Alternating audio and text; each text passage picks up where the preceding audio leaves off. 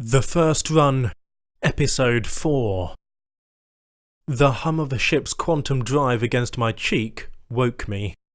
Lying on my side, I pressed my palms against my eye sockets and rubbed until I could see again. Whatever had knocked me out left me groggy, like every thought had to be rooted through a bucket of mud.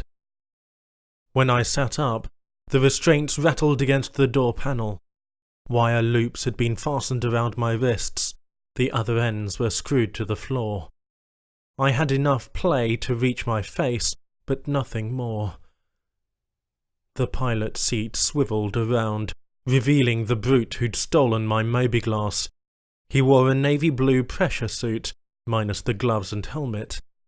He steepled his fingertips together, narrowing his gaze at me, and I felt like chicken in a coop, being sized up for slaughter. "You don't want to kill me?" I blurted out. His eyebrow raised. "I don't? Educate me, little scrum." I couldn't help but shake my head in a double take. That erudite voice coming from that brutish body was a contradiction. It also occurred to me that it was an error on my part to have spoken before I knew the score. Behind the brute was the black emptiness of space through the view screen, except for a little reddish dot dead center on the screen. It looked like a planet by the thin nimbus around it, possibly a gas giant. "What's your name?" I asked, stalling. He licked his lips. "Burnett." He said the first part of his name like burr, and the second part he rolled over his tongue. "Well, Burnett," I replied, glancing around the cockpit. "I'm sorry, but not sorry." At my joke, his upper lip curled back, showing his teeth. "I know who you are." Right. Which put me at a major disadvantage. I didn't know who this Burnett was, except that he'd stolen my mobiglass and kidnapped me. I craned my neck to see the control panel for the ship, which was no help. I don't know the difference between a jump-capable ship and just an in-system flyer. Burnett seemed content to watch me like a cat observing a trapped mouse. I searched my memory for anything that might help, when I remembered the last thing Burnett had said to me. It seems Dario found himself an ally. Now what in the deep space did that mean? My eyes widened when I connected the dots. "Dario, the guy from the Solar Jammer, put something on my mobiglass. That's what security saw. She should never have let me go." The words trailed past my lips, half realization, half regret. The corners of Burnett's eyes creased, and the cramped cabin seemed to shrink even further. I was 2 steps from this erudite beast of a man, and he had a blade on his hip. When I looked at the hard metal flooring, he laughed. "Don't worry, I won't cut your throat. Your blood would seep under the plates and interfere with my electronics. When it's time to get rid of you, I'll just throw you out the airlock." "When?" he said. "When?"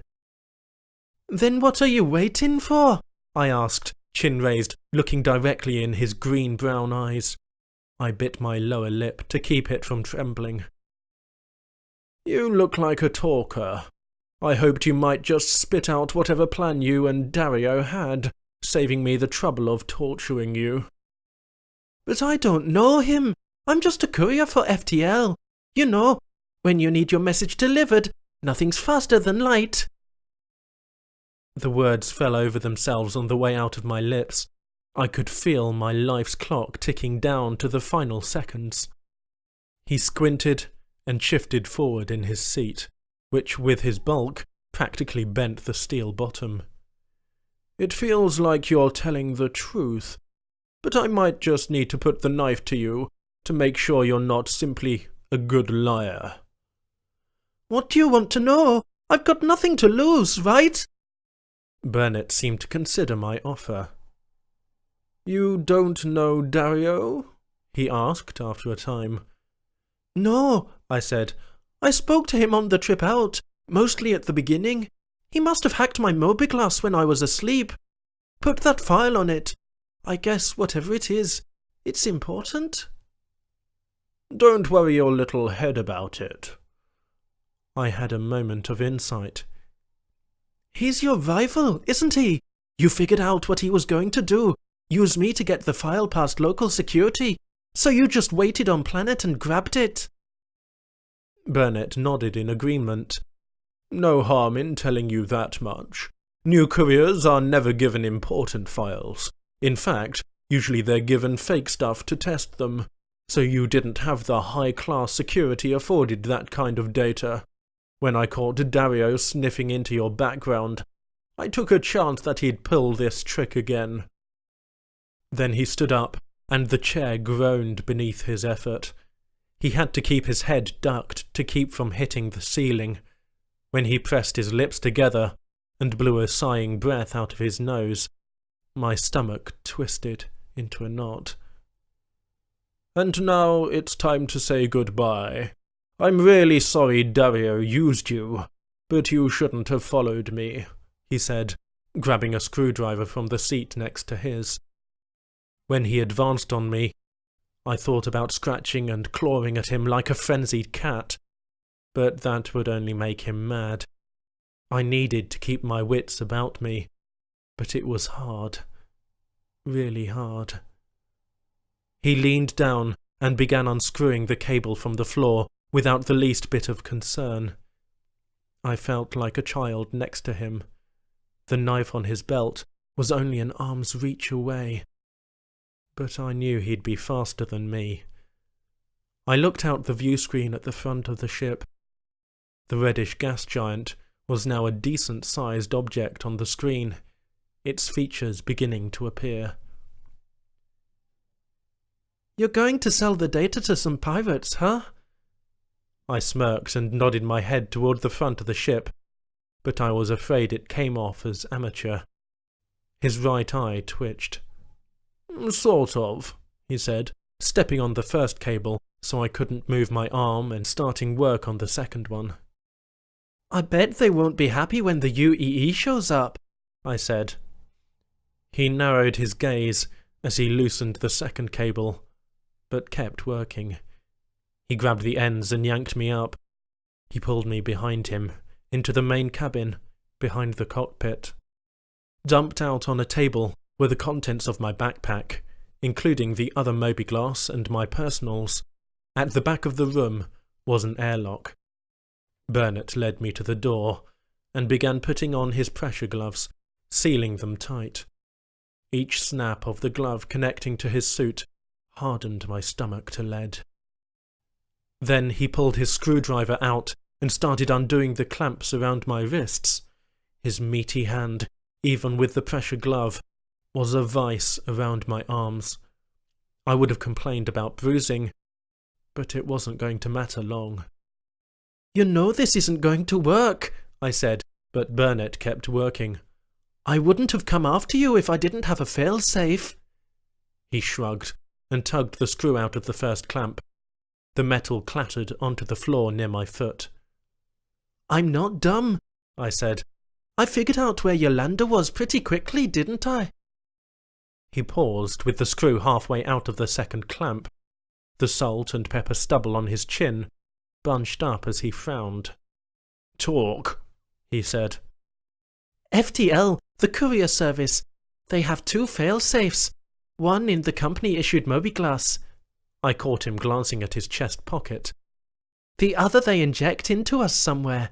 It emits a beacon if we die, or if the mobiGlas is destroyed, or any of several other reasons. It might even be transmitting right now." Burnett growled and tapped on his mobiGlas with his gloved fingers. When he made a grunt of satisfaction, I knew he'd scanned for communications, and it had come up empty. Burnett scowled in my direction, and finished removing the last screw. When it hit the floor, I twitched. He released my wrists so I stood back and rubbed the feeling back into them. Needles ran up my arm, so I shook them until they went away. The whole time, Burnett was watching me, one hand limply holding the screwdriver, the other on the handle of the knife. I had the unhealthy feeling that he was thinking about cutting me open to look for the non-existent beacon. The ship sent an announcement over the speakers. "Approaching destination. Arrival in 5 minutes." At the front of the ship, the gas giant blotted out the screen, but hovering in the middle was a greyish ice moon. Our destination, I assumed. Burnett reached towards me, and I thought he was going to slam me against the airlock. Instead, he poked me in the chest and growled. "Fine, I'm not throwing you out of the airlock, but you're going to wish I had before long." I wanted to swallow, but couldn't get the spit down. "Why's that?" "Have you ever heard of the Star Devils?" he asked. I shook my head. "Widow junkies. They make slamheads look like saints. Rather than kill you, I'll just sell you to them, make a little profit. And when they accidentally kill you in their special pain orgies, your little beacon, if it's real, will bring the UEE down on their maggot-infested heads. But that won't matter to me, because I'll be long gone." Much to my shame, my legs weakened, and I collapsed against the door, halfway holding myself up against the airlock. My weakness was mostly hunger.